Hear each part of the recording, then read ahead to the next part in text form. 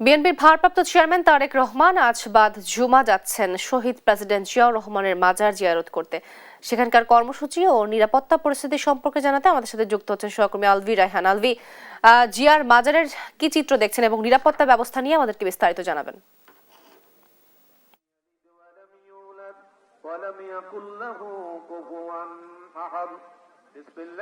ধন্যবাদ তো আপনাকে। আমি এই মুহূর্তে দাঁড়িয়ে আছি জিয়াউর রহমানের মাজারের সামনে, যেখানে কিছুক্ষণ পরে অর্থাৎ জুমার নামাজের পরেই এখানে তার ছেলে জনাব তারেক রহমান তার কবর জিয়ারত করার জন্য আসবেন বলে আমরা জানতে পেরেছি। এখন থেকেই কিন্তু এখানে যে একটি উৎসব মুখর পরিবেশ সৃষ্টি হয়েছে, সকাল থেকেই আমরা দেখেছি এখানে নানান ধরনের মানুষ আসতে শুরু করেছে।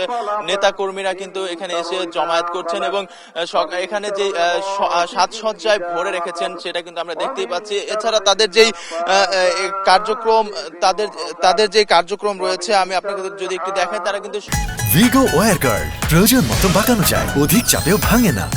ভিগো সকাল বেলায় কিন্তু তারা কিছুক্ষণ আগেই এখানে তাদের কোরআন তেলাওয়াতের মাধ্যমে কিন্তু তারা তাদের কার্যক্রম শুরু করেছে এবং এখানে নেতা কর্মীরা আসা শুরু করেছে।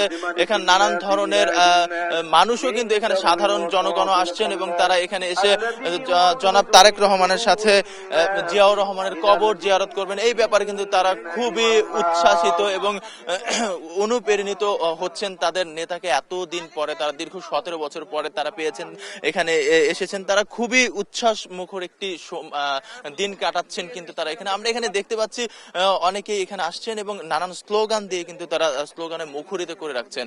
আমি যদি আরেকটি ব্যাপার আপনাকে বলি, এখানকার যেই নেতাকর্মীরা দাঁড়িয়ে আছেন, আমি তার সাথে যদি একটু কথা বলি। আসলে দীর্ঘদিন পরে এখানে তারা তাদের নেতাকে পেয়ে খুবই উচ্ছ্বসিত এবং দেখতেই পাচ্ছেন যে উৎসব মুখর একটি ব্যাপার তাদের দেখলেই বোঝা যাচ্ছে। তাদের আবেগের যে জায়গাটা তারা কিন্তু সেটি তুলে ধরছেন এবং তারা এখানে কিন্তু আইন শৃঙ্খলা বাহিনীর যে তৎপরতা সেটা কিন্তু লক্ষণীয়, চোখে পড়ার মতো। সকাল থেকে এখানে আইন শৃঙ্খলা বাহিনীর প্রচুর পরিমাণে সংখ্যা রয়েছে এবং তারা প্রয়োজনে আরো এখানে মোতায়েন করবে আইন শৃঙ্খলা বাহিনী, এমনটি কিন্তু আমাদেরকে জানিয়েছেন। এছাড়া জুমার নামাজের পরেই তিনি এখানে আসবেন এবং এখানে এসে তার বাবার কবর জিয়ারত করবেন বলে আমরা জানতে পেরেছি। এখানে যে জনগণ, সাধারণ জনগণ আছে, নেতা কর্মীরা আছে, তাদের সেই সবকিছুই কিন্তু এখানে দেখে আসলে বোঝা যাচ্ছে এখানে একটি উৎসব মুখর পরিবেশ সৃষ্টি হচ্ছে।